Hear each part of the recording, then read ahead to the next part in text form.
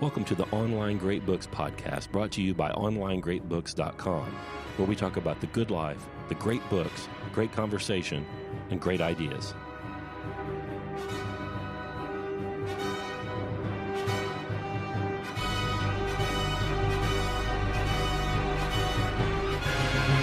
I'm Scott Hambrick. I'm Karl Shute. And today on the Online Great Books podcast, we're going to talk about Terry Pratchett's, I think it's a novel. It's a novel. Oh, okay. Going Postal, which was a great deal of fun. Yes. Before we started recording, we talked for about 15 minutes trying to figure out what we wanted to read, because most of the things we want to read are too long. We're lazy. But what we've decided to do for next week is H.G. Wells. He wrote War of the Worlds. What else did that clown write? The Time Machine. The Time Machine? Yeah. Didn't he write The Most Dangerous Game? I don't know. I believe that's his. You probably know him from his science fiction works. And we're going to read another one of his lesser-known science fiction works called The New World Order from January of 1940.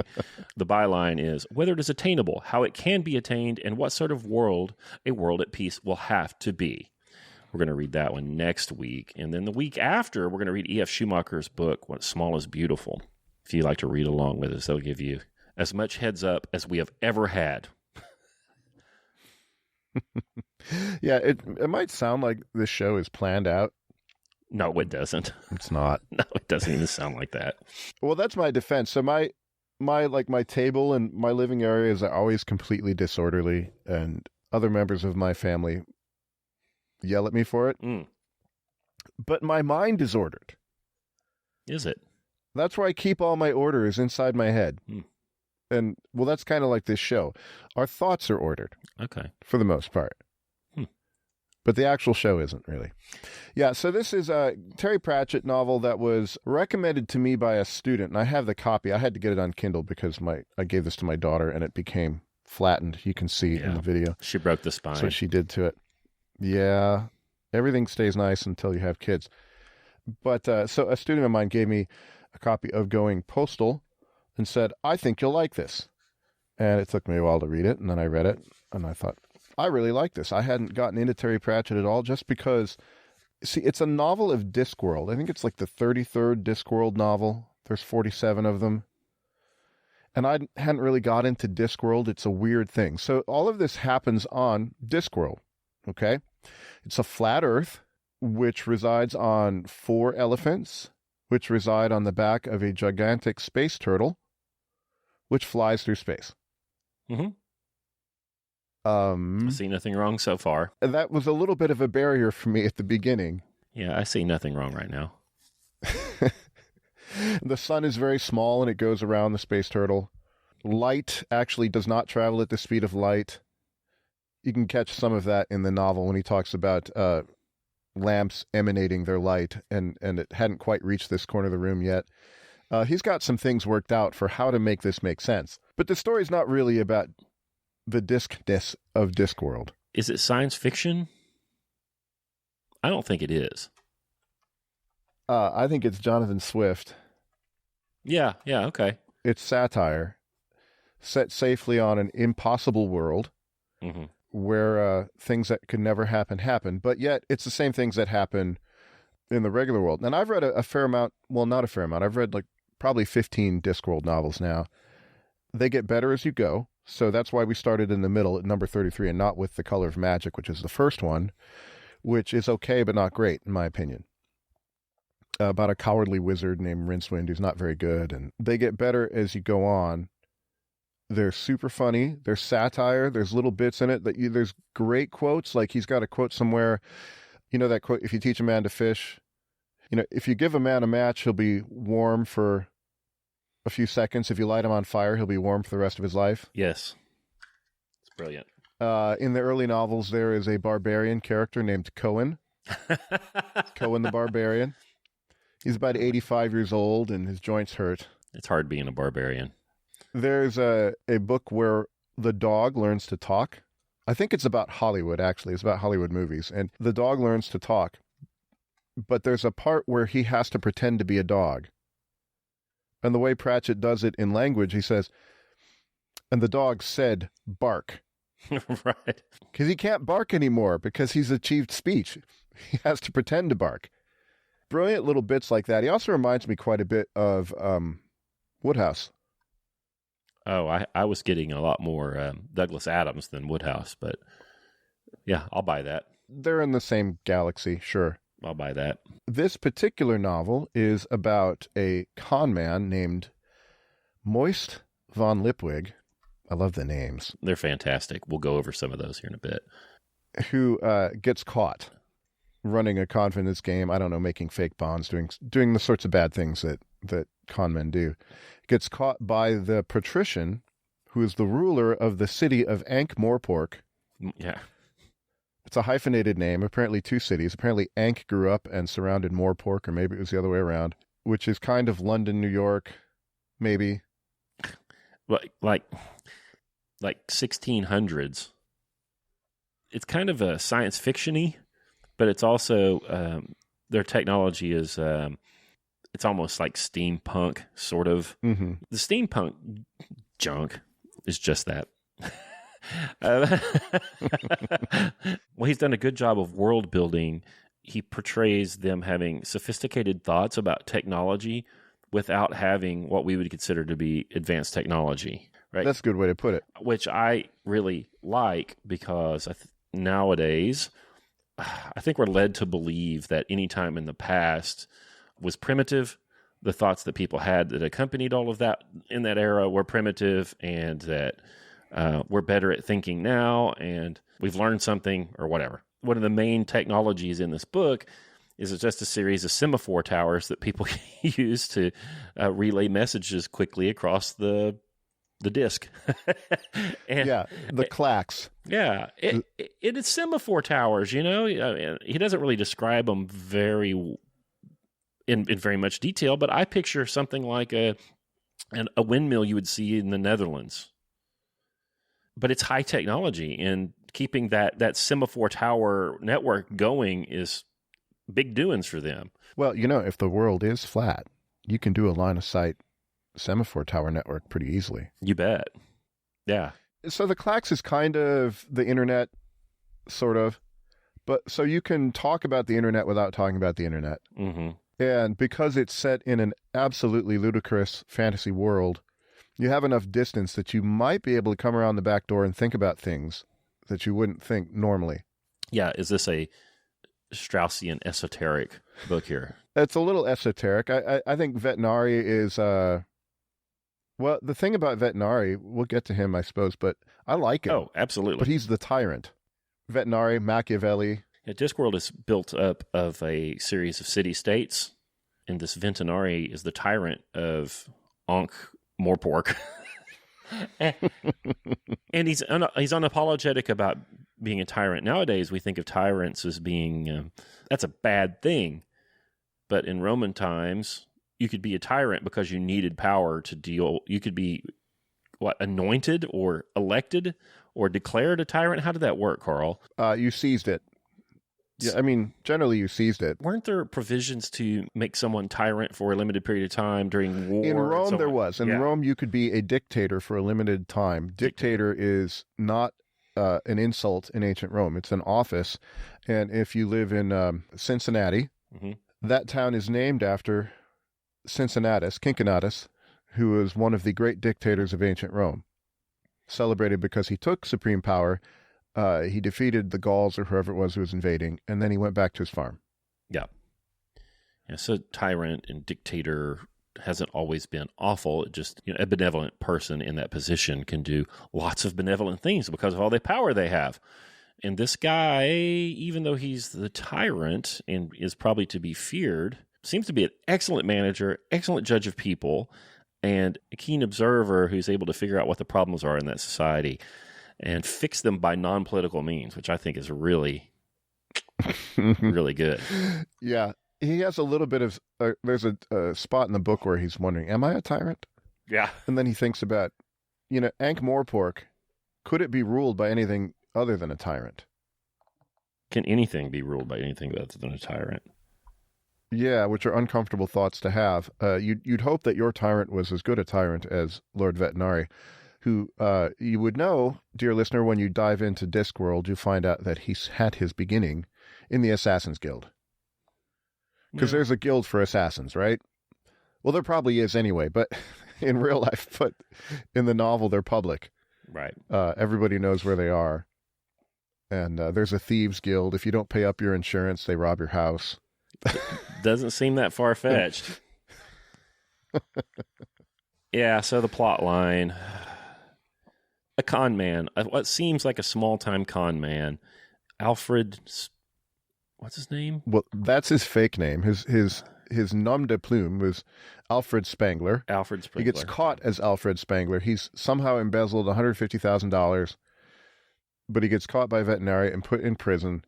His real name is Moist von Lipwig, which I love. Moist. Yeah.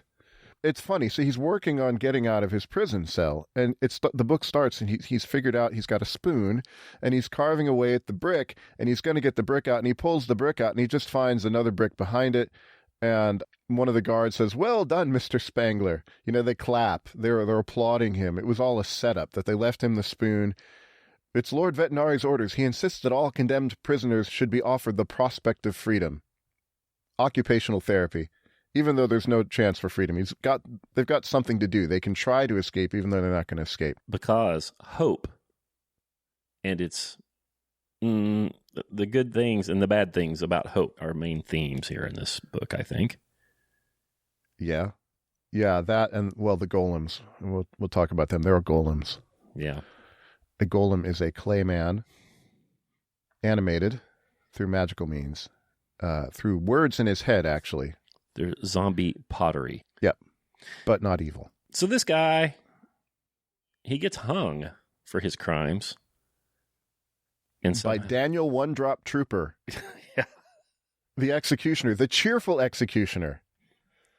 Don't worry, sir, I've hanged dozens of people. We'll soon have you out of here. It's great. And he asks him to sign the rope. Because he's got a side hustle. See, the executioner sells the rope to collectors after these hangings. Ask him to sign the rope. Like every few inches, too. Because I guess he cuts it in pieces and sells little signed pieces of the rope. Now, this is not ahistorical. There was I forget the name, but there was a famous executioner in London that was somewhat of a celebrity. He's the one that killed everybody. Mm. If you have to get killed, you want the guy to be good at it. Absolutely. Right? Ugh. You don't just want to dangle. You don't want to dangle or have them just cut a chunk out of your neck and have to do it again. Gosh. Yeah. So I like, there's so many good lines in here, so many things that you read them and you enjoy them and you laugh. And I think that's why my student gave it to me. And you laugh and then you're walking down the street later and you think, wait a minute. And you think about it. So Moist is about to be executed, and he says, "Do you really think this deters crime, Mr. Trooper?" He's having a debate about the death penalty. "Well, in the generality of things, I'd say it's hard to tell, given that it's hard to find evidence of crimes not committed," said the hangman, giving the trapdoor a final rattle. "But in the specificality, sir, I'd say it's very efficacious. Meaning I've never seen someone up here more than once, sir. Shall we go?" Yep. And that's a real good point. Yeah, maybe it deters crime, maybe it doesn't. But in the specific case, Albert Spangler wasn't going to do anything again. Nope. And great lines like, I'm still on page 17 here. Nobody wants to talk about that, by the way. Capital punishment as a means of removing psychopathy from the gene pool. Yeah, I had thoughts about that. It would get me in a slight bit of trouble. Oh, please share. I'm not super in favor of it, mostly because who administers it. Yeah, it's a dangerous thing, granting the state the right to kill its citizens. Sure, they'll just take it. But we generally only talk about punishment today in terms of rehabilitation. And if you're going to think about capital punishment in terms of rehabilitation, well, it fails because you can't rehabilitate a corpse. But you can rehabilitate the society by destroying all the psychopathy. You can, and there's also a sense in which you pay a debt. And so the person who committed the crimes is paying a debt. And we don't talk about that in terms of punishment. Punishment actually, I think, means debt, I believe, in the Latin. I have to dig it up. It's not primarily, in the ancient world, thought of as rehabilitation. And so the Golem, Mr. Pump, who's going to take charge of Moist von Lipwig, is very mathematical. And he says at one point, you have killed 22.8 people. He's like, no, I haven't. I've never done any violence. He prides himself. He's not a violent criminal. He's a white-collar criminal. He knows he's a criminal, but he hasn't killed anybody. But through impoverishment, through the evil that he's done to steal people of their livelihoods, has caused 22.8 deaths. I don't know how you calculate a fraction, but the Golem knows. I was standing in line at Customs in Houston one time, and we were in that great big old room, in line with all those ropes, we got everybody in this big switchback queue like they do. And we stood there in Customs. It was like 4.5 hours or something like that. And it was a giant room, 10,000 square feet, huge room, thousands of people in there. And of course, I had hours to think about how awful the whole damn thing was. I'm like, let's say there's 2,500 people in there, and that's not even close. There was probably far, far, far more than that. But if there's 25 people, 100 people in there, you don't have to make those people stand in line very long to have burned up a whole lifetime's worth of hours. Mm-hmm. Those delays, yeah, it's a Lipwigian murder. Sure. It's like The Princess Bride. I've just sucked away 1 year of your life. How does it make you feel? Yep. Well, bad. What right do they have to take every single person that goes through Customs during the course of a day, every single day of the year, and smoke 1 to 5 hours off of their lives? You multiply that times all of the people that come through there. It's an enormous injustice, but it's spread out pretty thin across all the folk, and they just kind of, it's not that bad. It's kind of later in the book. There's a complaint about wizards going through the buffet line and taking their time, as if there's going to be other things in the salad bar than salad. Right. And that infuriates me. It's a buffet. Just load up food. Right. But they're picking and they're trying to find the delicacy. It's like, you're sucking my life away. Just get on with it. But that might be a personal problem. As Lipwig's getting executed, he has this thought: steal thousands of dollars and you are either a government or a hero. So many good lines. Steal $5 and you're a petty thief. Steal thousands of dollars and you were either a government or a hero. Another one of those lines. You read it and you laugh and you think, oh, huh. So he's wondering, I haven't really done anything that bad. He thinks he's going to get a reprieve, but it's only a note from Vetinari saying, get on with it. Yeah, he sees a clerk struggling through the crowd, and the clerk yells, I bring a message from Lord Vetinari.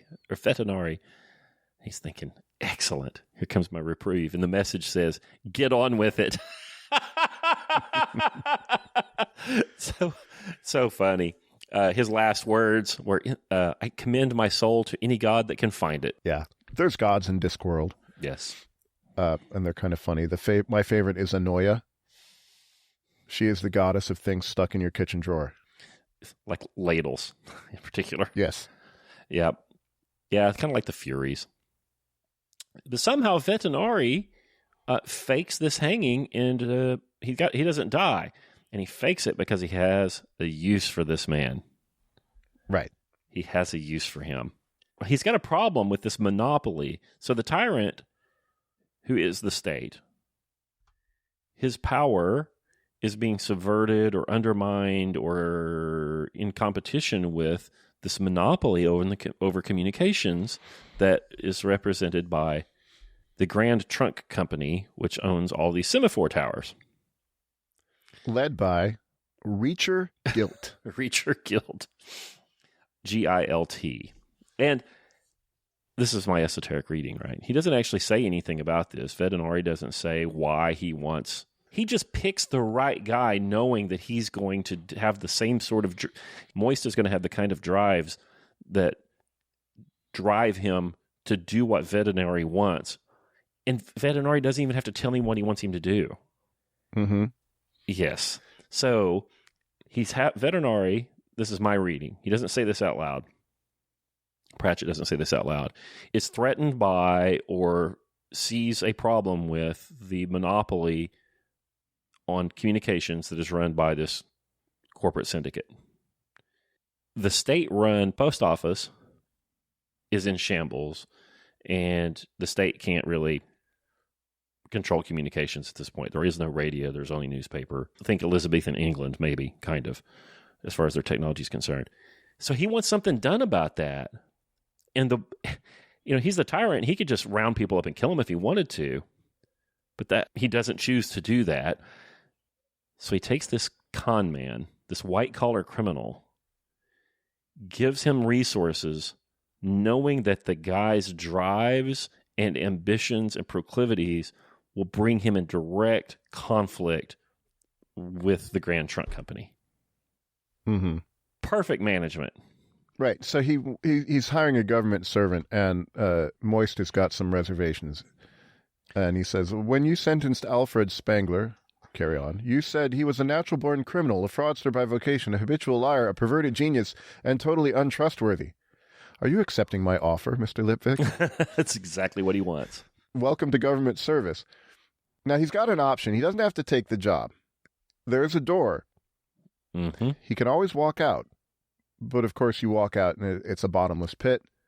Well, it's not bottomless. You'll hit the bottom eventually. And so he always has the prospect of freedom. There's always a choice. And Veterinary says, see, I believe in freedom, Mr. Lipwig. Not many people do, although they will, of course, protest otherwise. And no practical definition of freedom would be completely without the freedom to take the consequences. Indeed, it is the freedom upon which all others are based.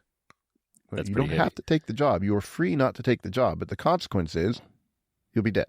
Yep. After all, you were already hanged.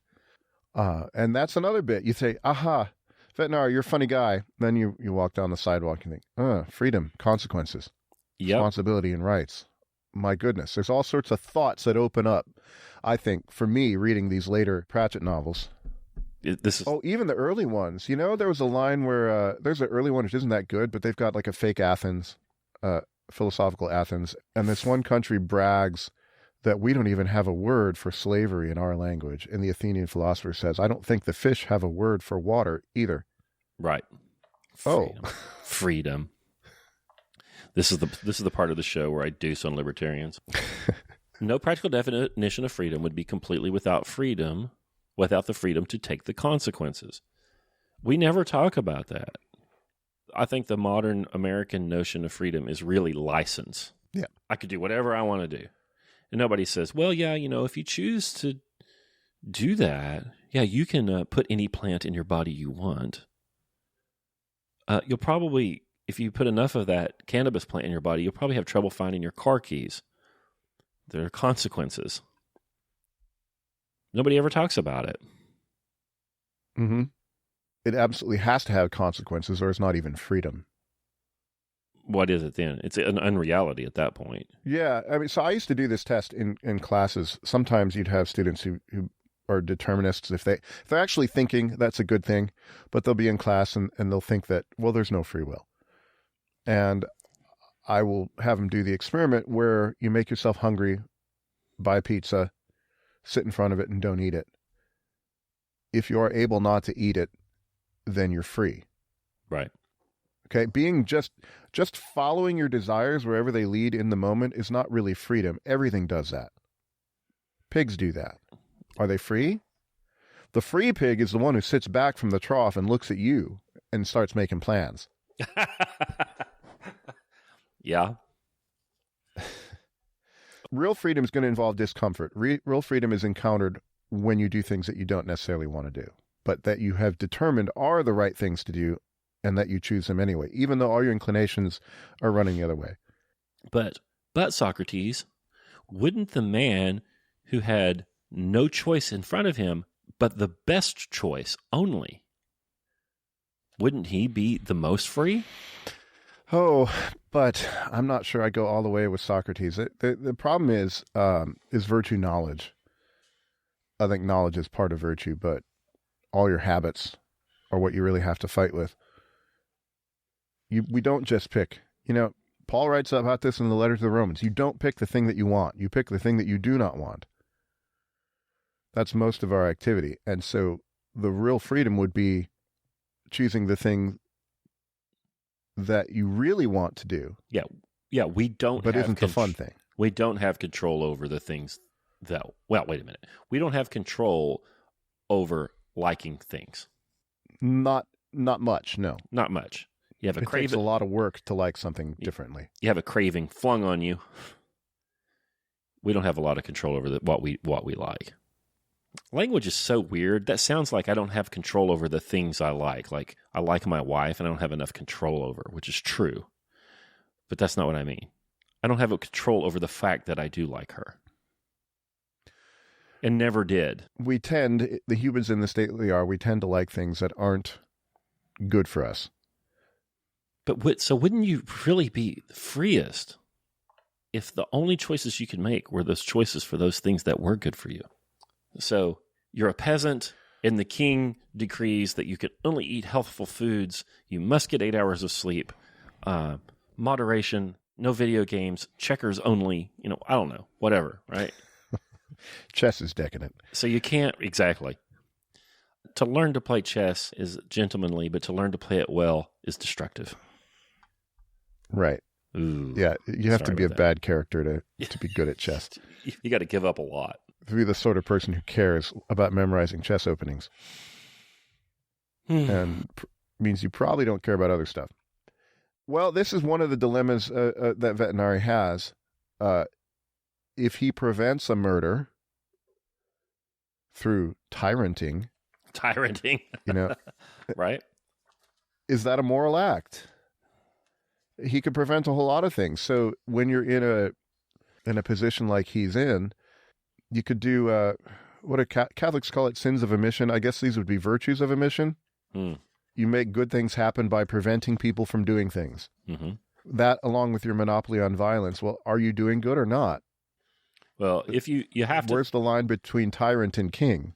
It depends on if you think that there is something inherently good about choosing to do the good versus just merely doing the good, right? So you have two states. One is I did the good because I had no other choice. And the other one is I did the good because I chose to do it. The good gets done in both cases, but the choosing is the difference. So you have to value the choosing. Well, you have to add the third case. Uh-oh. If we're going to evaluate these cases, you add the third case of freely choosing the bad. Rank those three. Well, we know that one's at the bottom. So we're just in a near run tie for one. Well, I don't know. I mean, some people would say, no, the fact that I chose it makes it good. What kind of monster says that? We're back to the death penalty to clean up the sociopathy. Everybody says that. I chose it. It's the bad, but I chose it, and my choosing made it good. Yeah, I guess so. I mean, I guess that's the libertarian argument, right? Well, it's everybody's argument. Who are you to judge me? Right. You don't know me. So Moist enters government service. He runs away and gets caught by the Golem. That's when you meet the Golem. The first thing he does is find a horse and leave town. Steal a horse. I love the Golem. The Golem is Mr. Pump. He's called Mr. Pump because that was his job. He was Pump 19 for hundreds and hundreds of years. There's a Golem Liberation Fund, the Golem Trust, which allows golems to buy themselves and get their own freedom because they won't leave their job unless they purchase themselves. They're very moral. They follow rules. And I love the girl that runs the Golem Trust. But I also love that Mr. Pump talks in entirely capital letters. I do too. Every word is capitalized. Yeah, he's 8 foot tall and he's a robot. So Moist, I said he stole a horse. That's not true. He buys a horse, which he was embarrassed about because he'd never paid for anything straight up in his life. And then he flees. But he's got this golem who's they're not particularly fast, but they never, ever stop. And they don't sleep. And they just, if you have to wait and catch a boat and, take a boat, it has 3 stops before it gets to your destination. Not the golem. He just wades off in the water, just walks across the bottom of the of the body of water. It just comes up on the other side, a straight line. and they never stop, Now, and you can't escape. Now, somewhere in this book, there's an homage to Asimov. Like, there's laws of golems. Golems can't hurt people. Well, sure they can, sort of. I made a note on it somewhere, that these are Asimov's robots made of clay.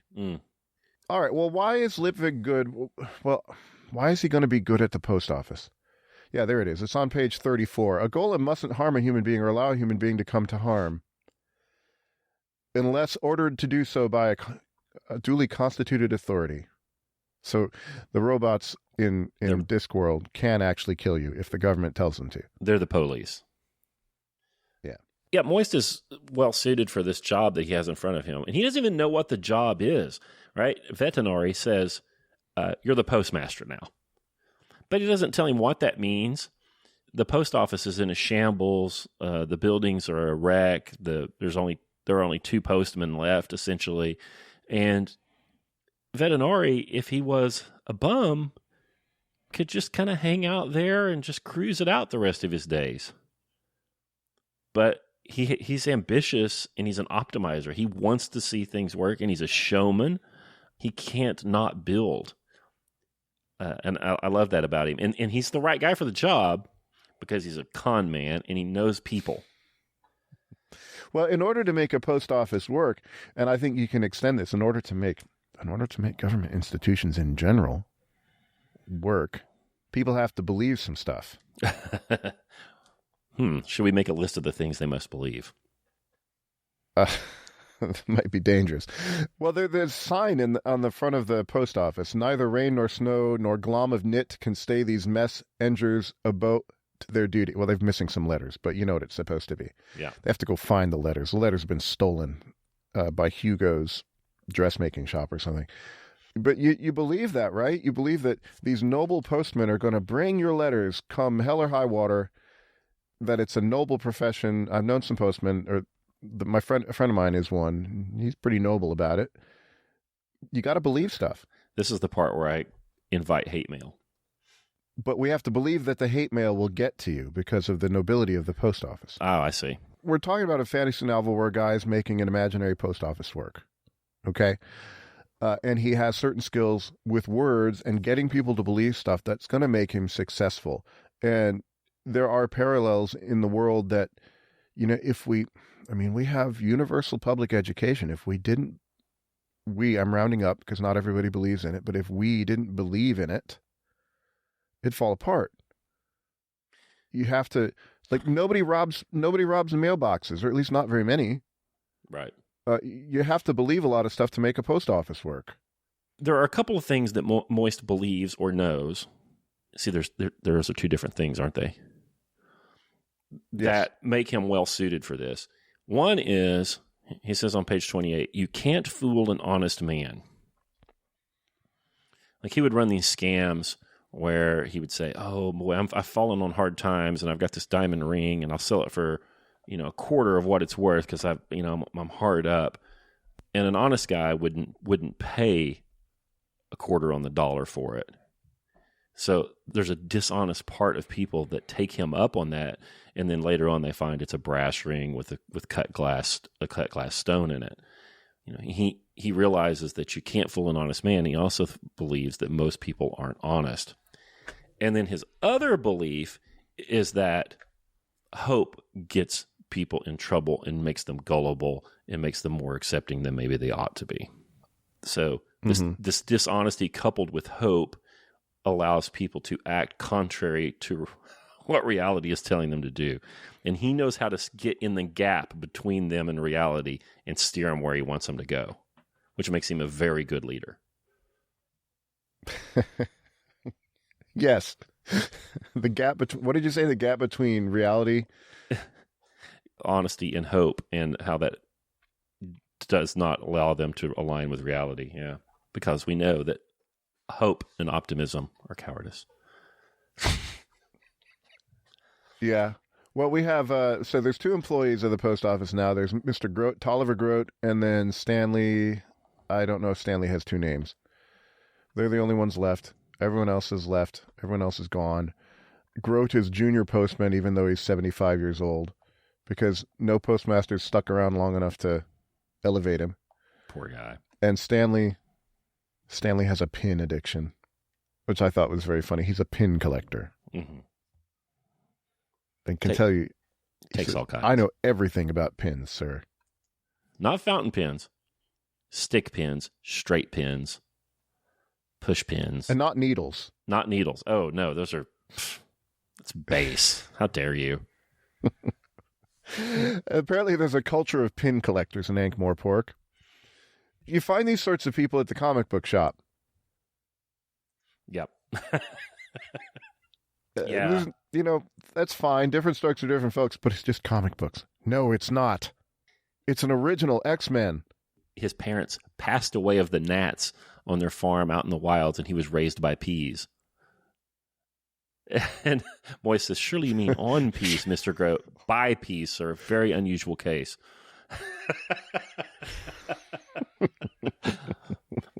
Yeah. Well, he's going to turn out to be perfect for the job. So Stanley ends up getting put in charge of stamps. So one of the innovations that Moist comes up with, in the old days, a stamp was actually a stamp. You would stamp, like take a rubber stamp, dip it in the ink, stamp it on the envelope. Well, he comes up with the idea, why don't we print up, and the first ones are pictures of Lord Vetinari, obviously, and we'll sell those, which is a way you can raise cash. They're like money. And there's interesting thoughts about money, too. Yeah, there are. I mean, the dream of currency. In a sequel, he gets put in charge of the mint, I believe. I'll have to read that. But Stanley eventually gets put in charge of stamps because people collect stamps, too. And so you find the person whose strange predilections are perfect for the job. So he's like the sub-Vetinari. Right. Finding that person. Well, you obsess about the tiniest details. You're perfect for stamps. He knows everything about pins before he gets into stamps. And he says, last year, the combined workshops or pinneries of Ankh-Morpork turned out 27,880,978 pins. This includes wax-headed steels, brassers, silver-headed, and full silver, extra-large, machine and handmade, reflexed and novelty, but not lapel pins, which should not be... I think this is an Adam Smith jab. You've read on The Wealth of Nations. No, I actually haven't. But Yeah, I know that's going to make you put it on our list. Yeah. So I hesitate to say that. Yeah, he talks about making pins and a one man could draw the wire, hammer a head on it, sharpen it, make so many pins, and by this method. And anyway, there's this long drawn out thing about pins and how specialization and machinery and investment of capital makes it much more productive. It makes the price of the pin go down for the consumer. Blah blah blah blah blah blah blah blah. Just this, super detailed. Hot pin takes in Adam Smith, and I kind of thought that this Stanley being interested in pins might be a little nod to that. I completely missed that one. That's a good one. Probably seeing stuff that's not there. How does property own itself, Karl? We got to talk about these golems buying themselves. Like, how does that work? How does property buy itself? Well, most property is not self-aware. Are the golems? I think so, yeah. For me, it was a good thing. The reason they want to do it, so... They want to not be a hammer, is what they say. Yeah, so Adora Belle Deerheart, who I love, if you think Moist von Lipwig is a bad name, Adora Belle Deerheart is a terrible name. But they call her Killer. He asks her once, what are your friends... he asks her once, what do your friends call you? And she says, I have no idea. Right. But we find out they call her Killer. She smokes 100 cigarettes a day. Well, her brother called her Killer. She smokes like she has a grudge against a cigarette. So do the GNU guys. I think she's Lauren Bacall. Yeah, you know how to pray, Mr. Lipwig. Put your hands together in hope. Yes. I think she's Lauren Bacall. Yeah, she smokes. They call her Killer. Lauren Bacall. Good Lord. Can we do a Bogart and Bacall movie for this show? Oh, gosh, sure. To have and have not. Oh, my God. So golems get 1 day off every 8. Apparently, Ankh-Morpork has an 8-day week. I'm sure there's a reason for it. Probably because, I don't know, there's some magical color called octarine, which only, I don't know, it probably goes back to the beginning. But they have an 8-day week. And the golems get 1 day off every 8. They don't do anything on the day off. They don't need to sleep. They don't need to eat. It's just they don't understand the concept of leisure. Yeah. But having the day off reminds them that they're not hammers, that they're not merely tools. That's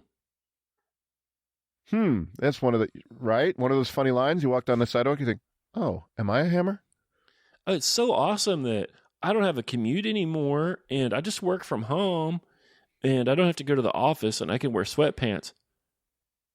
Of course, now the boss expects me to check my email at 9 o'clock, and, there are no boundaries whatsoever. Oh, there was that New Yorker cover. Did you see that? Of the lady, everything that her Zoom camera could see was all done up and perfect, and then the rest of the place is a mess, and she's got empty wine boxes all over the place, and I don't know what they were trying to communicate with that. I don't either. But she's a hammer. The total work economy. Like, nobody likes a commute, Nobody likes now my phone commutes to me. Right. I mean, as a guy, I've worked from home for quite a while.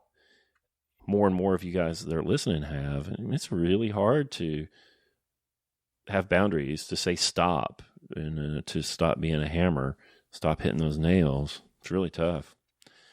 The total work economy, isn't that what Marcel called it? Yeah, maybe. I can't remember. Leisure, the basis of culture. Or is that Pieper? That's just a Pieper. Yeah, Pieper. Yeah, he calls it that.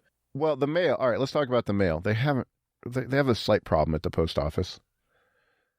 They kind of stopped delivering mail. They got a little bit behind and just started stuffing mail into the nooks and crannies of the post office. Then they just start getting behind her and behind her. Until there was no way out. And you can't destroy it because that's tampering with the mail. It's against the postal code. Yep.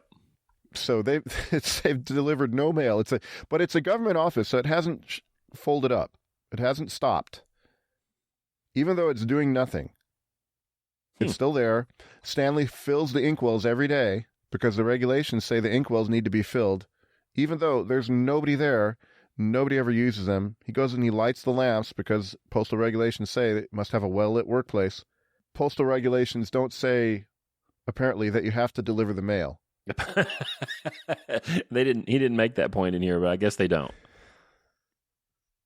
You could delay it. You can just, gosh, I don't know where to go on this book. Yeah, it's so good. Vetinari appoints Moist to the position of postmaster because he wants him to clean this up and get the mail running. Or actually, he doesn't ever say what he wants him to do. He just appoints him to postmaster, and he runs with it. Vetinari, he says, a thinking tyrant has a much harder job than a ruler raised to power by some idiot vote-yourself-rich system like democracy. At least he could tell the people he was their fault.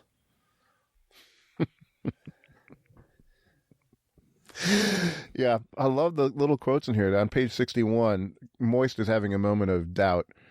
He says he's the postmaster.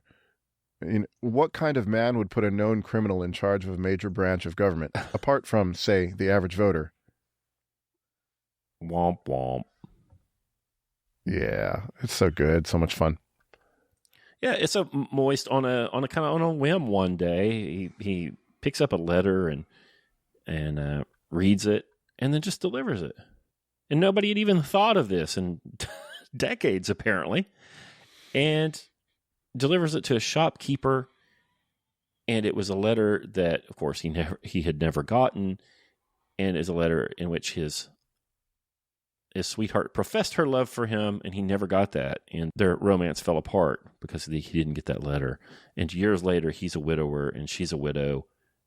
And this rekindles their relationship, and they get married. It makes the news. It's in the local paper. It's a feel-good story of the year. And the post office is back in, well, it's not back yet, but Moist gets a little attention. And he's been a guy, because he's a con man and a drifter, he had never really used his real name. His job was to not be noticed, and his job was to fly under the radar. And suddenly he's wearing a gold suit and a gold hat with a pigeon on it Pigeon wings. Yeah, and he's the center of attention, and he continues to get stories on the front page of the newspaper. It's a shame that the newspaper only has one front page. And it drives him. Mm-hmm. Yeah. Our newspaper used to have multiple front pages. How'd they do that? Different sections. You have different sections. Yeah. Instead of the tabloid. Literature, C1. Did they have that? Yeah. Philosophy, D1. No, we didn't have a philosophy section. We haven't gotten our paper in a long, long time. We were one of the first ones to cancel. Yeah, we should talk about what happened with the clacks. So the clacks was an invention by, I believe, Adora's father. Came up with these semaphore things. And there's all sorts of cool things on that, actually, that make you think, because they have to code stuff in. So if you're going to transmit words... Pictures. And even pictures, you have to figure a way to code it, to encode your meaning on one end and decode it into meaningful stuff on the other end. And so whoever, the father, I forget his name, figured this out, but he doesn't own the company anymore. So he's got this bright idea, and, well, what happens? Well, these people come up and say, we can help you grow.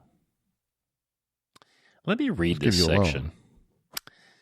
Let us consider, 96. Let us consider a situation in which some keen and highly inventive men devise a remarkable system of communication. What they have is a kind of passionate ingenuity in large amounts. What they don't have is money.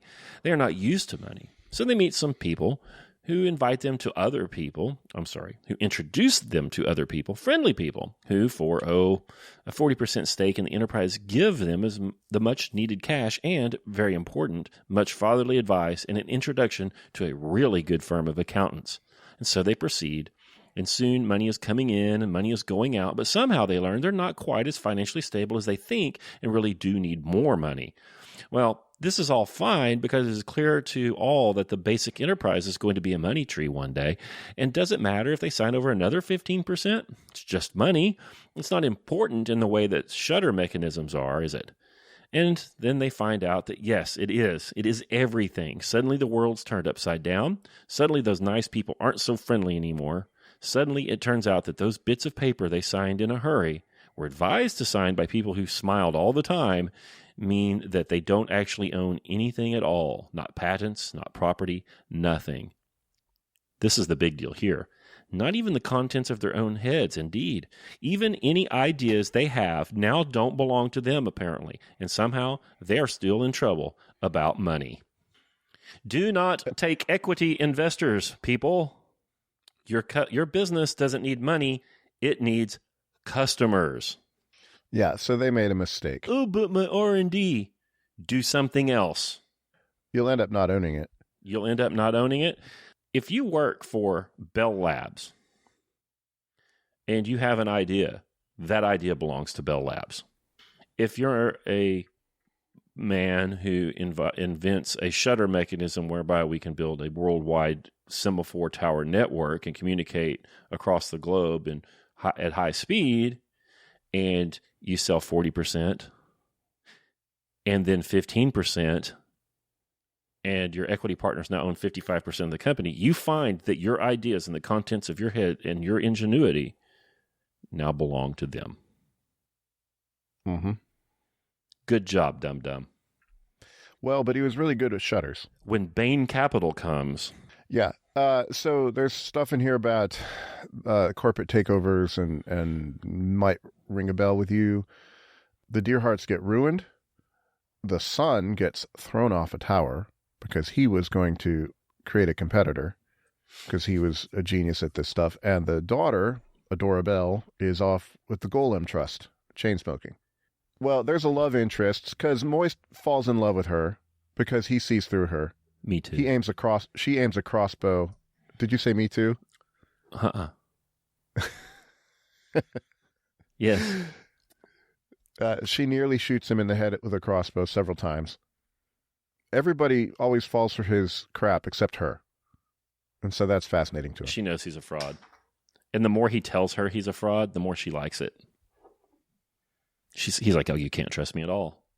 Yeah, so their romance is pretty delightful. Yeah.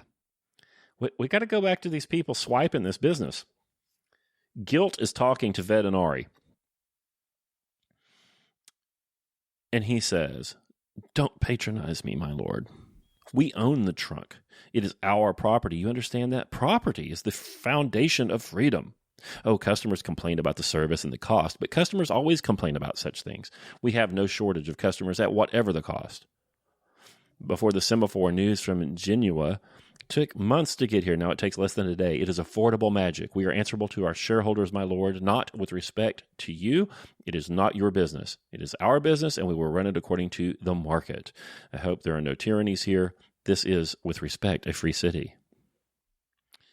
Such a lot of respect is gratifying, said the patrician, but the only choice your customers have is between you and nothing. Exactly, said Reacher Guilt. There is always a choice. They can ride a horse a few thousand miles, or they can wait patiently until we send their message. Or fund and build another system, he says. Build your own, Karl. Right. If you don't like the way the dominant Clax company, a.k.a. the internet companies, are working, well, just build your own. Build your own. Right? Well, although I note that every other company that has lately tried to run a Clax system in opposition has failed quite quickly, sometimes in distressing circumstances, falls from the tops of Clax towers, and so on. We talked about this with Belloc on distributism, that there are economies of scale, even if you're not a criminal. Reacher Guilt's a criminal. He's a bad man and a murderer, but even if he weren't, how do you compete with the Grand Trunk Clax system if they already have all the easements? Right. And in a system like ours, where we supposedly have a Bill of Rights that ensconces a certain number of imaginary rights, like the freedom of speech and so on, it doesn't protect you from people like Reacher Guilt. And our post office, everybody makes sort of free market arguments and libertarian arguments about why the post office is a stinker and needs to go away. But in our government system, and in the system here in Discworld, I believe, and I didn't used to think this, I believe that the government of Ankh-Morpork and of the United States has an obligation to provide a dispassionate, reasonably priced communication network that the Bill of Rights actually operates inside of, because it is a government function. People say, our government does things that are unconstitutional all the time. All of the time. The Constitution is only protection when we decide it is. But I think it would be broadly recognized as unconstitutional for the Postal Service to refuse to carry mail for Alex Jones, for example, because of his political views. Right. So First Amendment wouldn't mean much if there wasn't a way for you to communicate. Right. So I can go out in my field and I can say whatever I want if I had a field. But that's not communication. That's not freedom of speech. Speech implies a listener. Yeah. I think that Vetinari doesn't say this. Pratchett doesn't say this. It is important for political reasons for the government to run a dispassionate means, not dispassionate, an agnostic communication system. How can you vote? Or not how can you vote? How can you educate voters? How can you run for office if you can't communicate with potential voters? Hard time. Yeah, and if you're not, if you don't get X number of votes in the primary, you can't go on you can't be in the debates. If you say anything that's a little bit weird, you can't be on the tweeters. Did you note that the Clax has a character limit? I did not note that. I mean, he wrote this in 2007 or something. I don't know if he was really thinking about that company that has the character limit. Telegrams, I think, had character limits too, Yeah. That they have bought this company is one thing. That they are eliminating competition is another. And that they are absolutely criminals in eliminating competition by killing off the competition. Well, and I'm not sure that eliminating competition is actually a problem either if you're magnanimous and virtuous in your business, in actually executing the business, right? They maintain the clack machines, the costs are reasonable, the service is very, very good, But that's never what happens, right? Right. And it's not what Reacher Guild's been doing. So he's been running it into the ground. He doesn't want to spend money on maintenance. He's gotten rid of, they used to have a dead hour, an hour of the dead every day to maintain all the towers. He's gotten rid of that. They're sucking all the depreciation out of the company. Yeah. Cutting staff, deferring maintenances. And when you have a big balance sheet, you can actually pull that out in cash. I bet their price to earnings was pretty good, though. Probably pretty good. And he says a couple times in here that once the thing goes bankrupt, Reacher Guilt will probably buy it from himself for a song. Buy it from himself. Not quite sure how that works. Well, yeah. Well, they're the bad guys. Right. Vetinari, who is the actual tyrant, isn't the bad guy. That's interesting. Or if he is the bad guy, he's a deeper kind of bad guy. He says at the end of the book that we need the clacks in the post office running because otherwise, how will the people think what I want them to think? Right. He also says, freedom may be mankind's natural state, but so is sitting in a tree eating your dinner while it's still wriggling. Yeah. Yeah, I like that he's an ambiguous character. I mean, he definitely rules with an iron fist, although you might not know it. And you kind of like him. Pratchett says earlier in the book that he's the tyrant that rules the city of Ankh-Morpork that everybody wants to live in. For whatever reason, because of the way that he rules the place, because, there's a watch that actually can arrest people, and there's some order, and the garbage on the streets is of a better quality than it used to be. Everybody wants to live there. So, I mean, I believe it was Milton Friedman who wrote something about political freedom and prosperity, and that much more important to you, I think he argued, was your economic freedom rather than your political freedom. It didn't matter if it was a king, as long as your contracts would be honored. You can do business in Ankh-Morpork. Yeah, there is nothing about monarchy, for example, that is inconsistent with menarchy. Right? You can run a monarch could run a very, very small, unobtrusive government that granted a great deal of liberty to the subjects. Mm-hmm. Yeah, that would be awesome. Guilt says, we bought the Grand Trunk with its own money.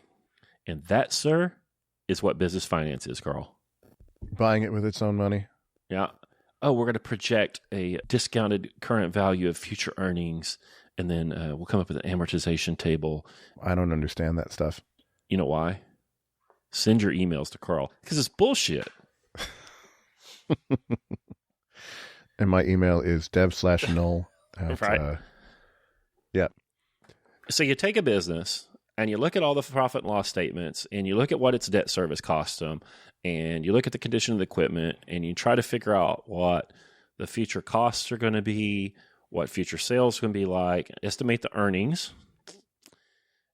You discount that because $1 now is worth more than $1 later, and try to assign a price that you would pay for those discounted cash flows, and you bet on the come, right? It's going to make money. It's going to make $1,000 a month, and I'm going to go to the bank. I'm going to show them that I believe it'll make $1,000 a month.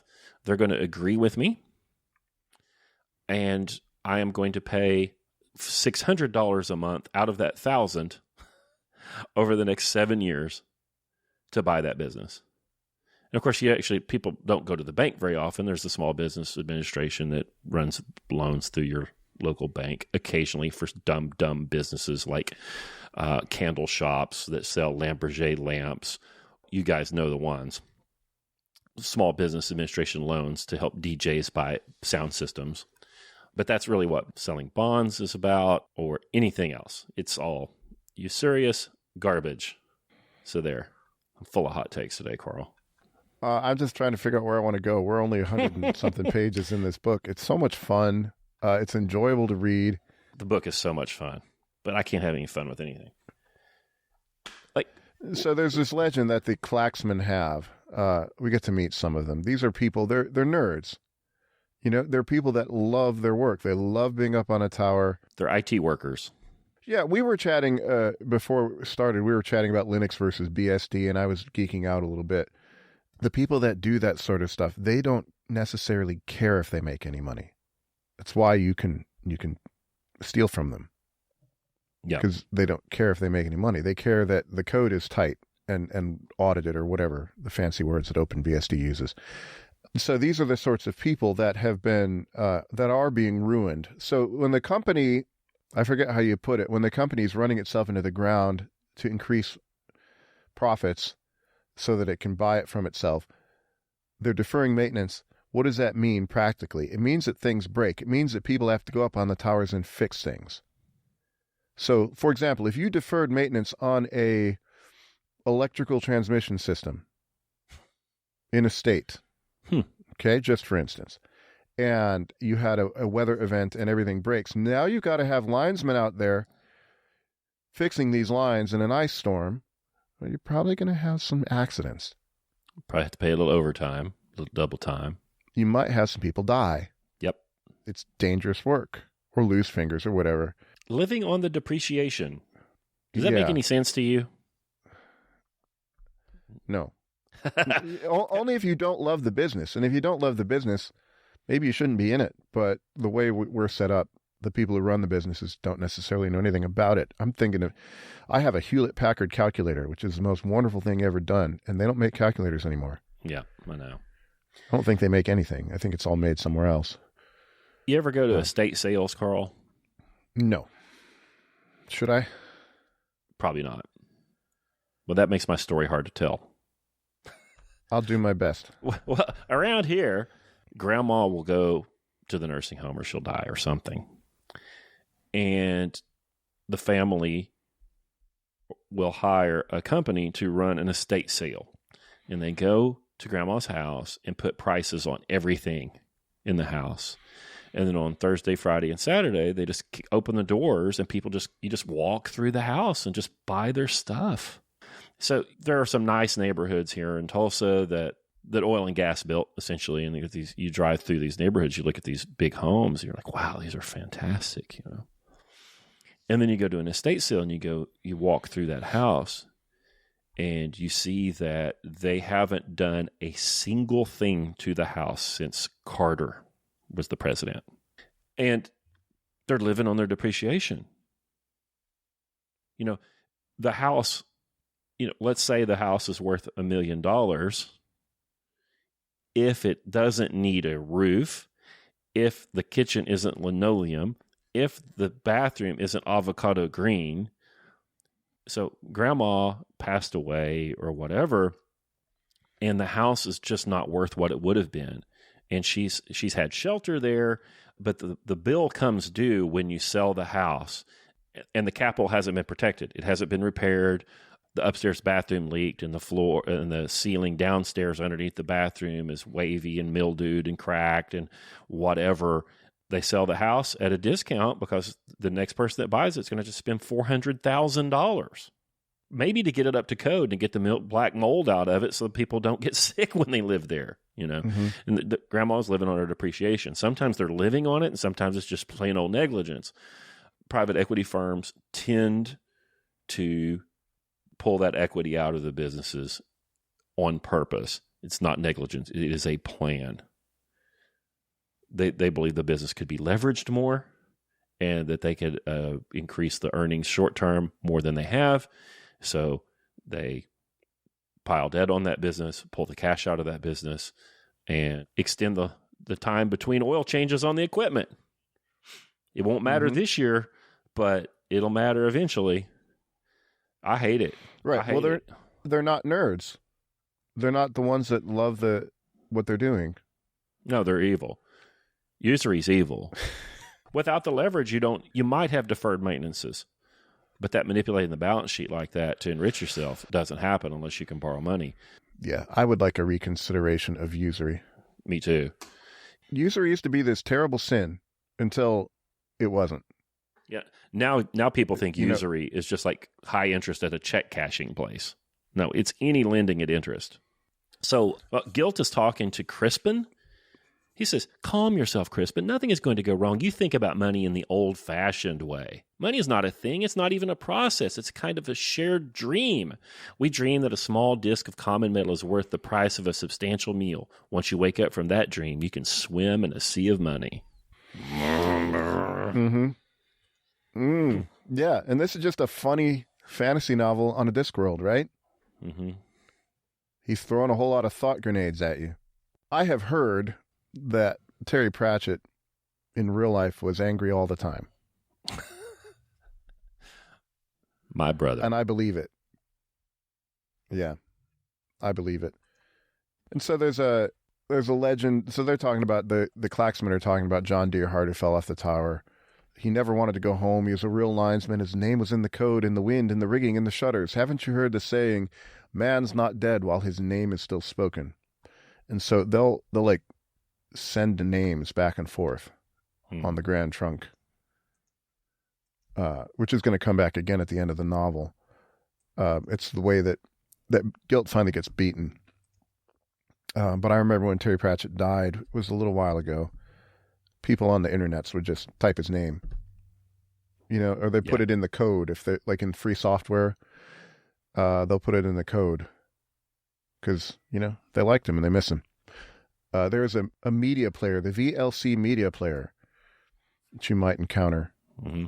It's free, and it's named after Discworld characters, every release. I think we're on Veterinary right now. How do you want to hit the rest of this book? I don't know. I'll try to be fun.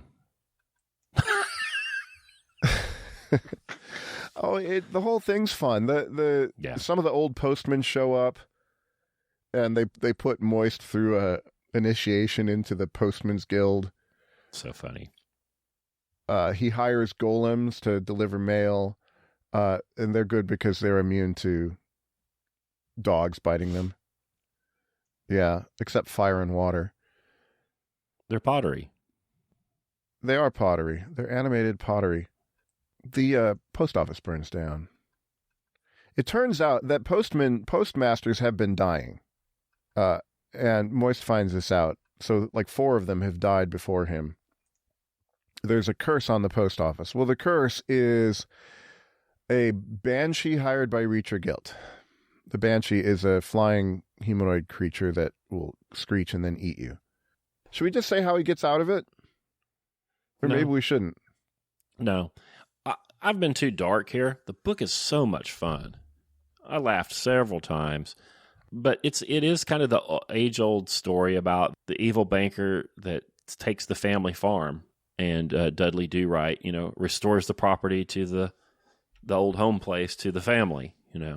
It's really that story, but it's lots of fun and very clever. Well, the reason he does it, though, so it's lots of fun, and Moist, the reason he does it is he wants to become the person that Adorabelle thinks he can be. I think he wants to out-con the greatest con that ever lived, which is Reacher Guild. Well, there's that too. Okay. Sure, there's that too, but he's lived under pseudonyms his entire life. Moist hasn't actually been out. Mm-hmm. And that there's somebody who might even care about him. This is very inspiring to him, to want to be a better person for the person that actually knows you. That's fun to follow. I'm just pulling up my quotes here because they're so much fun. Veterinary, being an absolute ruler today was not as simple as people thought. At least it was not simple if your ambitions included being an absolute ruler tomorrow. So he could have just crushed everybody, but then you might have a revolution. Right. So you want to rule in a way that they don't know they're being ruled. Is Pratchett a monarchist? Maybe. I don't know. I only know him through the books. I haven't really looked into interviews or anything very much. I almost don't want to. Yeah, he wouldn't have said it anyway. Yeah, what if I find out I don't like him? Right. That would be bad. So I really like the books. Did you see that all the buildings in town that were built by Bloody Stupid Johnson? He says there were always something wrong with them. That's the man, sir. He built all kinds of things, but sad to say there was always some major flaw. Wasn't he the man who specified quicksand as a building material because he wanted a house finished fast? That's right. Have you ever heard of Capability Brown? No. Well, I think this is a poke at that. Bloody Stupid Johnson. There was this guy in the 1700s in England. His name was Lancelot Brown. They called him Capability Brown. He designed dozens, or if not hundreds, of parks and public buildings, and just an amazing guy, and an engineer, and they called him Capability Brown. And I think Bloody Stupid Johnson here screwing up all these public works, I think, is a little nod to Capability Brown. Well, they have a magical mail sorting machine, and yep. Old Bloody Stupid Johnson said that was untidy, so he designed a wheel where pi was exactly 3. So he doesn't like it being the irrational number, 3.14, etc. So he makes it with a wheel where pi is 3, and it breaks reality somehow. It broke the universe. Yeah, I like those ideas. Yeah, I'm pulling through my quotes because they're so much fun. There's a golem who that had been under the sea for 9,000 years. Yes. He was supposed to carry a message. He got tied up, and his orders were to carry a message to the king of Thut. Mm-hmm. And he has this concept. This golem has this concept of time where he thinks it's a circle, and he knows that he wasn't able to deliver this message to the king because he got tied up under the water for 9,000 years, and the king was dead. But he's going to wait until time comes back around to deliver the message. Yeah, which is kind of nice. I kind of like that. Yeah, well, he's the original postman. Yep, he's the original postman. He says, Jimmy says, never heard of any King Het. That's who this Ankh-Morpork was going to deliver the message to. And the golem says, I expect that is because the land of Thut slid under the sea 9,000 years ago. So it goes. Is that a little Vonnegut nod? Oh, probably. I missed it, and so it goes. Yeah. Yeah, I think it's a little... Yeah, well, that book, Slaughterhouse-Five, has time as being all time all at once. Yeah. Which is a similar idea. I am almost 19,000 years old, having been born in the fire by the priest of Upsa and the third ning of the shaving of the goat that gave me a voice that I might carry messages of such things as the world made. So the post office catches on fire, and it's just full of dead mail. So it's a tinder box. And the banshee comes in there and attacks Groat and catches the thing on fire. Moist goes in and saves the cat, which is important because it gets on the front page of the paper. Because saving a cat is better news than saving a person, he says. And then the golems, being pottery or clay, they go in and fight the fire. And they don't fight it like humans would with water. They just pick up the stuff that's on fire and take it outside, which I like.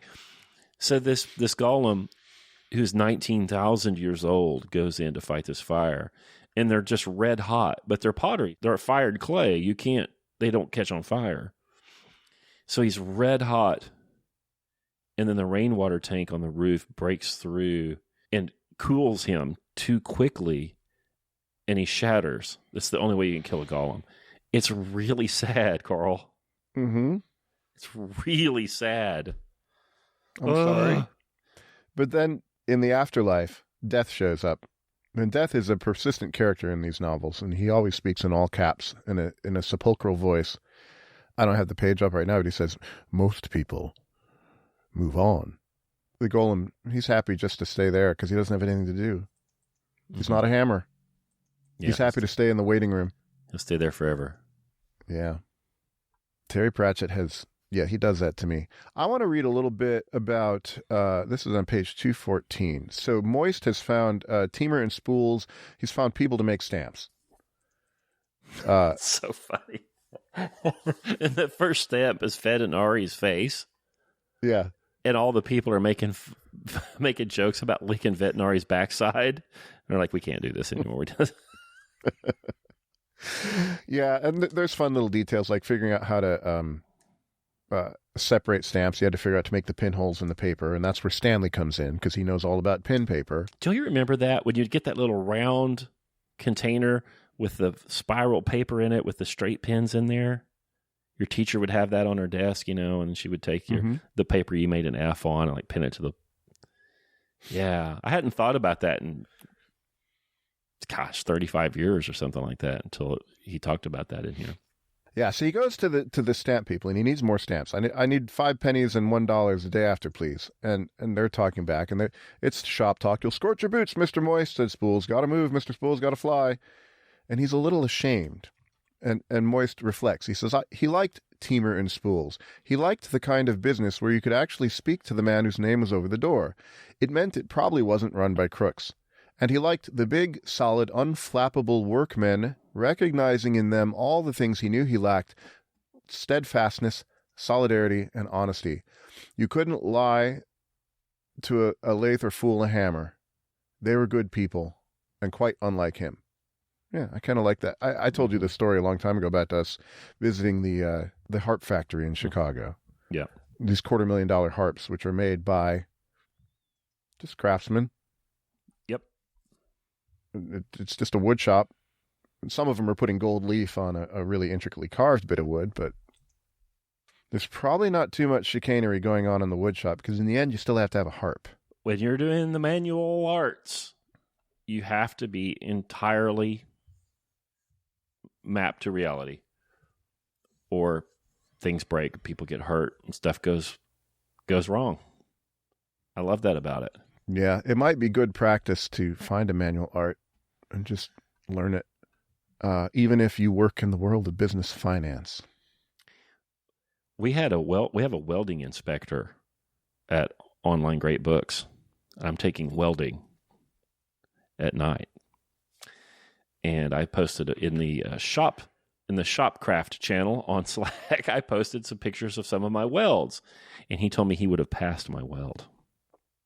And you feel great about that, right? Yeah, but he didn't, saw it and polish it and etch it with acid and, really check it. But a little visual inspection, he would have passed it.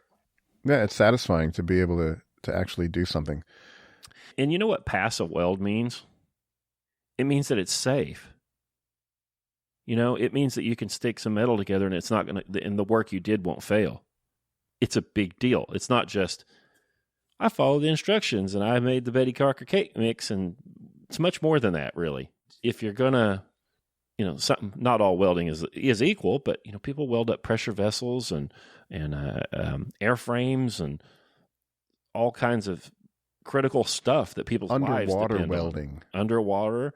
If you do it right and you do it well, you're part of the universe, man. It's pretty interesting. You're like throwing lightning bolts and melting metal like at your fingertips. It's crazy. Yeah, I was driving through the city yesterday and looking at the builders building some of the... There's construction going on. There's always construction going on. I was having mixed thoughts. I was worried that we're going to get to the stage... Well, I was thinking dark thoughts about the future. When things might not be made so well and roads might not be made so well. And so everybody goes about their business in the city doing their finance jobs or whatever. But they're walking on streets put together by people who are probably more honest than they are. Right. Because they have to be. Yeah, you can't lie. You can't lie to the bridge. You can't lie to the asphalt. You have to respect it. You have to... Yeah. These are the sorts of things I think about. I was in the classroom portion of welding. And most welding is done, is done with direct current now. But it used to be, it was almost all AC. And I've got a friend that's taking the welding class with me, a younger guy. The welding instructor said, well, those old AC welders, they work fine. The stuff now is a little better, easier to control, but those old AC welders work fine. They said the world was welded together with those things. And then we went on coffee break, and the guy's like, I hadn't really thought of it, but how much stuff is welded? Yeah, there's just legions of these people that know how to do crazy things, that are just working to make sure your poo goes down the pipe and doesn't stay in your house. That natural gas can be compressed. When you compress a gas, PV equals nRT, P goes up, T goes up, How do you compress natural gas and have that temperature go up and not kill everyone? It's explosive. There are people that know how to do this. And to have it come so that you can turn on your stove every time and complain when it doesn't work. There are magicians out there. Yeah, you couldn't make that work. No. And so my melancholy thoughts were wondering, like, what if, because it's always the end of the world in my mind. You get to a stage where these things don't work anymore. I think I was driving over some pretty bad roads and thinking about, we've had a rough freeze here and the roads are terrible and they got to be rebuilt. Yeah. And what if at some point people forget how to do it or they don't do it well? Well, it won't matter to Reacher because he'll still make a profit. Moist gets himself into the restaurant, the fancy restaurant, by forging a letter from Reacher Guilt. It's awesome. Which I love. And Adora Bell Spike, killer, is asking him a question. They're in the bar getting ready to go to the fancy restaurant. Are you still going to lie if I ask you how? Yes, I think so. Good. Shall we go?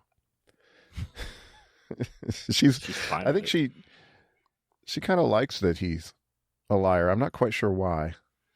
In the Bogart and Bacall movies, so many times he's a tweener. You know, he's an anti-hero often. Mm-hmm. And the Bacall character is sort of in that underworld too and sees him for what he is and for the good that I'm telling you, they are Bogart and Bacall in this, I think. He has all kinds of little tricks in here that I enjoy. Moist... The name is perfect. It's so funny. Adora Bell. Adorable.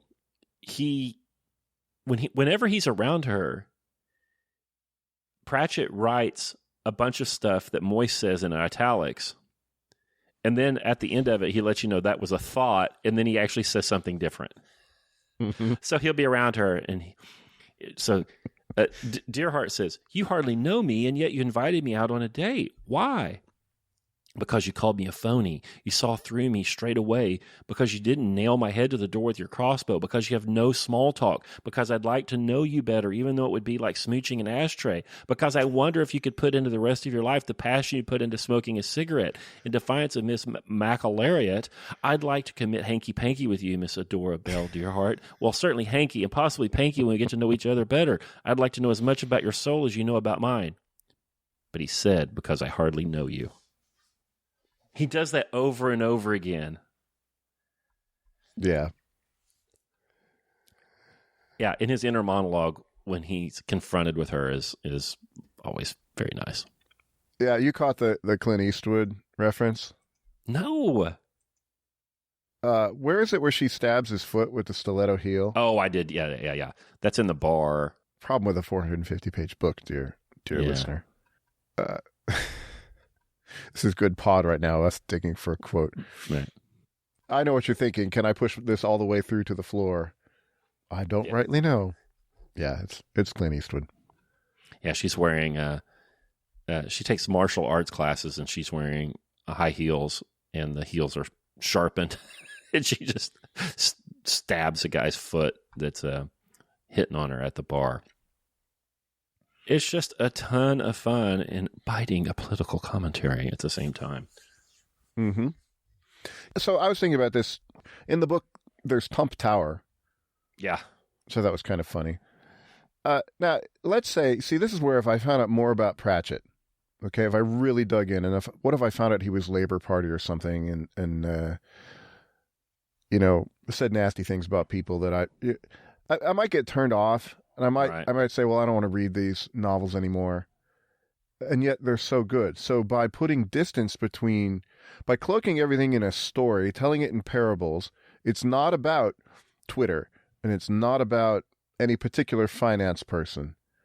And it's not about any particular government. It's about Ankh-Morpork on Discworld, which, by the way, is on the back of a giant turtle, which means I can look at it, I can think about this stuff, and I'm not cluttered by any personal dislike I might have for the real Terry Pratchett. And I don't even know that I would. I think I'd probably like him fine. But you know what I mean? You find out that some author you like has donated money to some cause you hate. And, I can't read him anymore. Right. It doesn't matter. There's so much good stuff in this book and to harken back to the esoteric writing thing, this is one of the things. By not being too obvious, not being too on the nose, it means he's not turning me off. I'm reading it and I'm thinking about the things he wants me to think about. That's the method. That's the technique. Novelists, as Walker Percy says, are liars. They should be. He's preying on your hopes. Yeah, I just looked it up. Twitter was founded in March of 2006, and this book went to publish. The publishing date on this is 2007, I think. I've got copyright 2004. Well, there you go. So maybe it's not. Well, that may be copyrighted, but it didn't get to press until then. I don't know, but it's not. So it's not about Twitter, even though you could probably say there are some parallels there. It's prior to the big meltdown in 2008, 2009 over collateralized debt obligations. Oh, somewhere in here he talks about the Grand Trunk being too big to fail. Did you catch that? I did, and it's anywhere from 4 to 8 years before all of that, before Lehman Brothers and Bear Stearns and everything. AIG, yeah. Yeah, I want to read one more quote, stuff that I love. So there's an engineer that still works for the Grand Trunk, Mr. Pony. He's a good man. Mr. Pony would have quit with everybody else, but he was 50.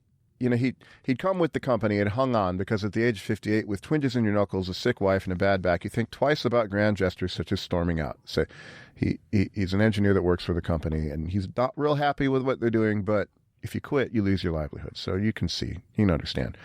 But he is this internal, he's talking to the managers about this deferred maintenance, and he's trying to get more money, saying, I could save this if you let me shut it down and rebuild it, and they're not going to give him the money. Because he doesn't have the craftsmen anymore to build the thing. He wanted to say, this is page 359, he wanted to say, how he wanted to say craftsmen. Do you know what that means? It means men with some pride who get fed up and leave when they're told to do skimpy work in a rush no matter what you pay them. So I'm employing people as craftsmen now who are barely fit to sweep out a workshop. But you don't care, because if they don't polish a chair with their arse all day, you think a man who's done a 7-year apprenticeship is the same as some twerp who can't be trusted to hold a hammer by the right end.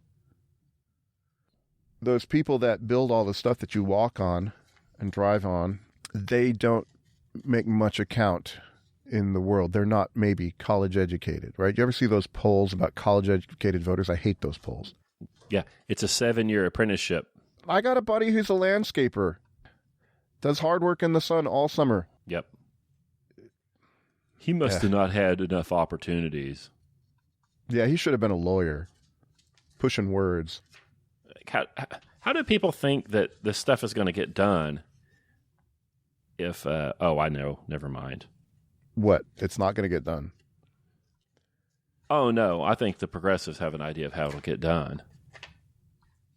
But we can't say it. It'll be robots. Yeah. It's a 7-year apprenticeship, by the way. Be an electrician, or whatever. Yeah. That's a big deal. Is that uneducated? Right. Yeah, that's not uneducated. That's a big deal. Yeah. Yeah. Ridiculous. I've got another guy who's a master carpenter. Good friend of mine. He'll never listen to this. Has worked his body into the ground. He's got artificial knee. He might have 2 by now. He's had the reverse shoulder thing, whatever it's called. His hands are all busted up. He's got his kids lecturing him. The things that kids lecture their parents nowadays, about privilege and all of that. And I'm looking at him. The man's got a broken body from working as a carpenter his whole life. I respect the hell out of him, Yeah. I'm not going to talk philosophy with him, at least not very much. If he wanted to, I would. I would do my best. He's a good man. How many things has he built? I told him, we were singing once in a chapel. And he's a good singer, so I got him in to sing. He used to be a wedding singer with an accordion. And we went to this one chapel on a campus around town. And we're looking at the wood. We're in there, and he nudges me and says, see that woodwork? I did that. That's a big deal. It was nice woodwork. I couldn't do that. Yeah. Yeah. Anyway, all right. So Discworld. So I want to give my plug. I think if you have not encountered Terry Pratchett before, this is a treasure. You can read Going Postal and figure out how he gets out of it. He has a race with Reach or Guilt to see who can deliver a message 2,000 miles, the post office, or the clacks. And so you can read it and figure out how he's going to win that one. They're great fun. Even the early ones are fun. I just don't think they're as good. I think it's more farce in the beginning.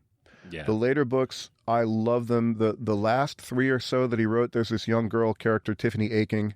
That's her name, Aching. Oh, my gosh. Sheep herder. I know her. They're wonderful. They're so good. The last books he wrote.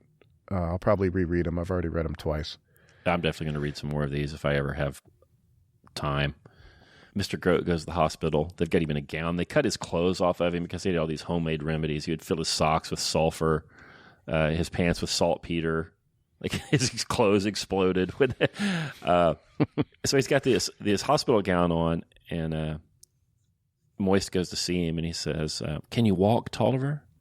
He says, "Yes, sir. But I fights him, sir. A bath, sir, from women, ogling my trumpet and skittles." Trumpets.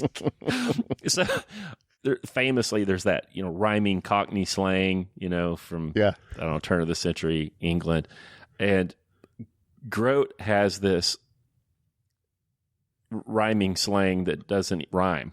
It's basically Cockney slang that doesn't rhyme like that. So funny.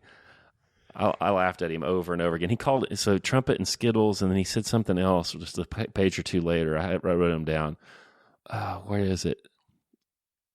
They gave him a bunch of mumbo pocus about their medicine, he said. Grote's very funny. The whole book is. He has a toupee, and they took it off and put it in a cabinet, but it got out. Yeah. Ugh, it's gross. Yeah, he's nasty. I will definitely read some more of these, and he deals with some big problems. Can you write a good book and not deal with some of these problems? I think if you're intelligent and of good character and you write a novel, it's going to deal with big things, even if it's not the point of the book. Yeah, because what would the thing be about if it wasn't about something important like this somehow? Wait a minute. Yeah, your hero has to have a conflict, and conflicts are going to be something that's dangerous. Yeah. Well, I'm glad you liked it. Oh, I had a great time with it. This is superior. Well, I don't know. It's been a long time since I read any Douglas Adams, but this seems to be superior. Yeah, we can read Douglas Adams sometime, too. Yeah, we should do that. Here's a little line. Pony comes in, the engineer comes in and tells the truth to Mr. Gilt about the condition of the place, of the Semaphore Towers. And he says, "In a year or so, George," he's talking to the engineer, "you can lay any plans you like in front of us," said Gilt jovially. "Your skill and ingenuity will be the saving of the company. Now, I know you're a busy man. I mustn't keep you. Go and perform miracles of economy, Mr. Pony." Mr. Pony staggered out, proud and bemused and full of dread. "Silly old fool," said Gilt, and reached down and opened the bottom drawer of his desk. He pulled out a bear trap. And it gets surreal. That silly old fool thing made me very angry. Yes. All right, I want to give one last quote, and then I think we probably ought to let our people ought to just go read it. They have this omniscope. They're going to try to figure out who won the race. So the wizards come in. There's wizards in these books. Not too much in this novel. And they're having a hard time getting the omniscope to work. It's this big crystal ball thing. And so it's on page 444. "It's still not working, Mr. Stibbins. Here's that damned enormous fiery eye again." Lord of the Rings. It turns out the guy and the other wizard, Devious Collarbone, that's his name. He's got allergies, and his eye is right up on the viewfinder. Yeah, the omniscope sees everything, but it's really hard to actually see anything because most things are nothing. Right. It sees everything in the universe. And most of the universe is nothing, which is, clever. It's a focus problem. So Moist keeps playing out this battle in the press with Gilt, and he just kicks Gilt's pants time and time again. Gilt puts out a press release, and here's a little chunk of it. "Perhaps we have been a little smug, a little lax, but we have learned our lesson. Spurred by the competition, we are investing several $100,000. in a challenging, relevant, and exciting systemic overhaul of our entire organization, focusing on our core competencies while maintaining full and listening cooperation with the communities we are proud to serve. We fully realize that our energetic attempts to mobilize the flawed infrastructure we inherited have been less than totally satisfactory, and hope and trust that our valued and loyal customers will bear with us in the coming months as we interact synergistically with change management in our striving for excellence. That is our mission. Yep. Yeah. Mission statement. Oh, my God. They're the people company, Karl. What does that mean? I have no idea. The Cannibal Bakery is the people company, too. That's true. That's true. We're all about people. The post office has the old school marm, that yells at everybody for stealing ink pens and all of that. And she's very difficult. She's Moist's probably actual nemesis in the book. And at one point he lets her know that she's part of the management team. And her whole demeanor changes. The management team. Yeah. She insists on figuring out what the sex of the golems are. Yeah, she can't have these clay robots in the bathrooms if she doesn't know what they are. It's so ridiculous. Yeah, she's my second grade teacher. It's a great deal of fun. I enjoyed it. I'm glad. Next week, we're going to read some H.G. Wells. We need to, I don't know, man. I'm so darn busy. We need to read some heavy stuff so we can talk head on about some of it instead of these fun books, which I still love, but I don't know. And there's so much stuff I want to read that's super mega controversial. I don't even want to record myself saying that I've read it. Mm-hmm. So I don't know. It's very difficult to figure out what the heck to read. Yeah, perilous times. But H.G. Wells next week, and then what are we doing after that? Schumacher? Yeah, Schumacher's Small is Beautiful. And then we'll find some other stuff. Yeah, I've had a few more ideas as we read here. If you guys have any ideas of something that's short and pithy and yummy, let us know somehow. Send it to infinitypile at... Yeah. We don't have that email, but we should. Small is Beautiful, a study of economics as if people mattered. Ruh-roh. Well, there's one of those shows. If you go to onlinegreatbooks.com and join our waiting list, you'll get our email newsletter, which ain't too bad and is useful for, I hope, for all the people that get that thing. And then we'll let you know the next time the enrollment opens. And I think that's going to be March the 1st. And then, of course, we always are running new gateway sessions, so we didn't get a taste. If you want to get a taste of what we do, you can join one of those gateway sessions. Go to onlinegreatbooks.com/podcast, and you can sign up for any of those things. And none of those things I mentioned there cost you money, except for the regular enrollment that starts the 1st. Yes, we give lots away for free. No. So if you could also, we have our two podcasts, this one here and our Great Fun Music and Ideas podcast, which I'm very proud of. I wish more you would listen to it. What did we do last week? I can't even remember. Well, we had the show on funk come out not too long ago, and the show that's coming out Tuesday is the one on Buddy Holly. Oh, that was great fun. And so the problem is the Grand Trunk Clax is squeezing advertising these days, so making it a little hard. So it's always a big help to us if you can, if you know anybody that you think might like what we do, send them a link. It'd be a big help. Yeah. Yeah, and go listen to the Music and Ideas show, that show about Buddy Holly. I managed to not cry during that show, and that was my goal. Yeah. Yeah. Well, there's another Online Great Books podcast. Thank you guys so much for listening. Please pass it on, and we will talk to you about H.G. Wells next week.